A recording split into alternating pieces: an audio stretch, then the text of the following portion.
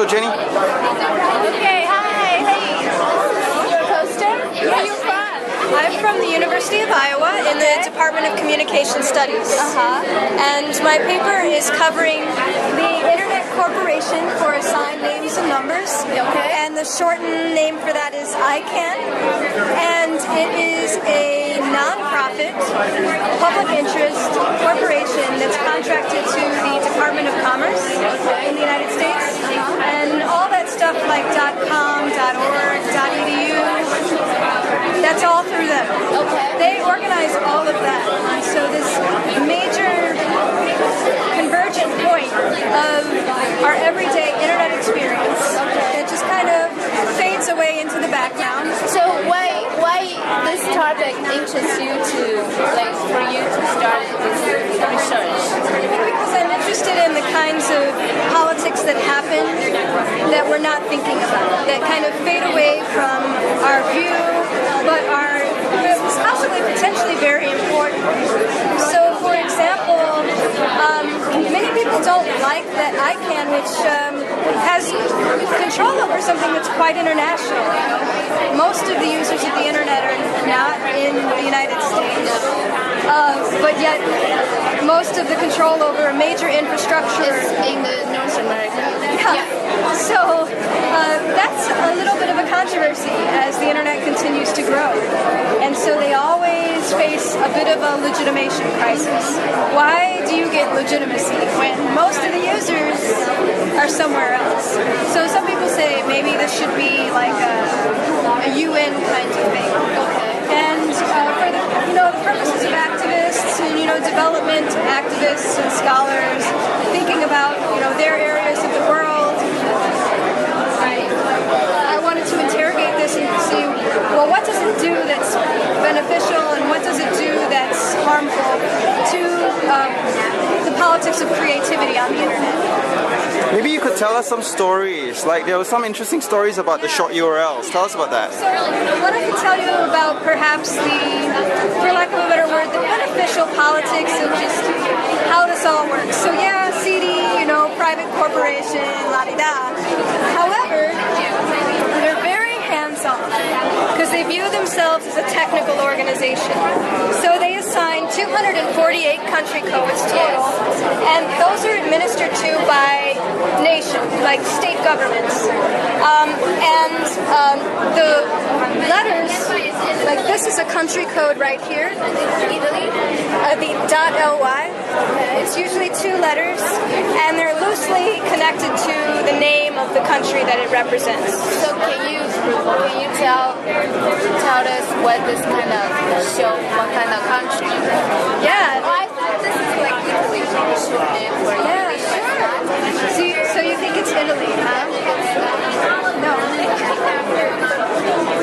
So this is a domain name shortener. So for Twitter, people use it a lot, right? That's Libya. Libya? Okay. And so what it is there's not really a heavy-handedness as to how these are used, so that it just fades into the background. This is a really great example. This image tweet. Okay. You see how the web's name is imj.tw, but in their advertising, that dot drops out because they take the TW, which stands for Taiwan, and they turn it into tweet. So it has nothing to do with Taiwan. They purposely don't want it to do with Taiwan because they want all sorts of people to use their services. They don't want it to be just branded as Taiwan. So this sort of, some of the stickiness and the problematics of nationalist politics is subverted because of this organization. So this reappropriation, one of the more exciting examples is TV, right? TV. Yeah, there's some stories about that. Here's a story that you might like. Yeah. So .tv stands for Tuvalu, okay? And Tuvalu is this island nation, but they get to have their own domain name like this. But that's worth a lot of money, .tv, because people think, wow, we could develop this and make a lot of money off of internet television if we can get this. Well, not anymore. But the country actually successfully sold .tv to some private organization for a big chunk of money. And with that money, they were able to buy a seat at the UN, which they could not have done before, and argue for, water rights and taking care of issues of island nations that are going underwater because of global warming. So it's really funny what happens with the politics of this, that they're so hands-off that it actually helps with very beneficial politics for people who, are living on islands and they have to become a diaspora because they have no choice. So there's all these very interesting affordances that come from this lack of regulation in this space, right? Yeah. Okay. One of the consequences is that coming out of a U.S. system, there is this default setting, I would say, to go towards U.S.-style intellectual property, which is really very Hollywood-centric. It's very perhaps old media corporation-centric, and other places like Sweden, where you have more countries that are looking for dynamic copyright laws so that we don't have to have such restrictions of someone having so much control for so many years. That isn't the default. The default is the U.S. very strict IP, long years, big control over trademarks. So I'll give you another example. This is really small here, but it's .cosmopolitan. So ICANN wants to expand the number of domain names because they can sell this, and so instead of going to .com, maybe you want to go to .cosmopolitan for some reason. It's possible, right? Yeah. Well, Hearst Publications thinks that that's their trademark. So what do? Does this group have the rights? Yeah. So you have an argument, and the argument happens at the level of ICANN. They're the ones that have these dispute resolution bodies for this purpose, where lawyers come and work it out, for lack of a better way to say it. In such situations, even in a non-online space, the word cosmopolitan is generic enough that it could go into fair use. Yeah, exactly. I mean, it doesn't make any sense. Yeah. There's no way. This fight is a loss.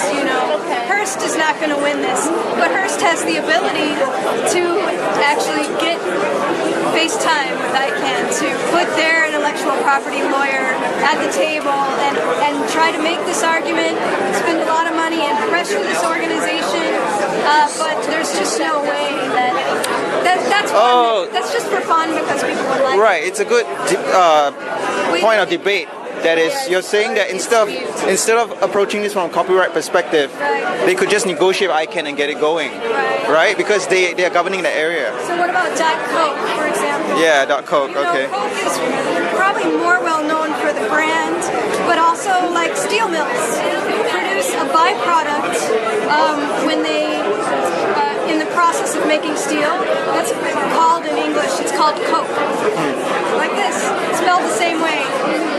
So it's trying to control and restrict meaning, and this is not the kind of politics I want to support, but it's the kind of thing that we have to struggle with ICANN and work to.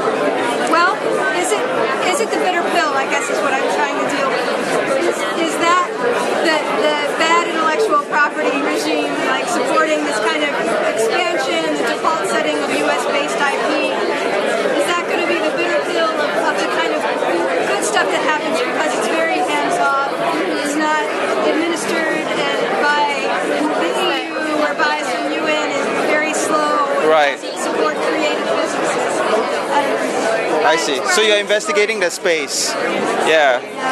Okay. So that's why I was kind of pulling a few people I know out from the crowd. I'm like, okay, look, I know maybe this isn't your interest, but I got your paper and working on. It's interesting where it is similar to. It seems like it's so removed because it is kind of a policy paper, but it really is about creativity and who has the ability to create meaning. Yeah, it's very Lessig, as you pointed out, actually. Yeah. Okay, cool. Thanks. Thank you. You all know each other.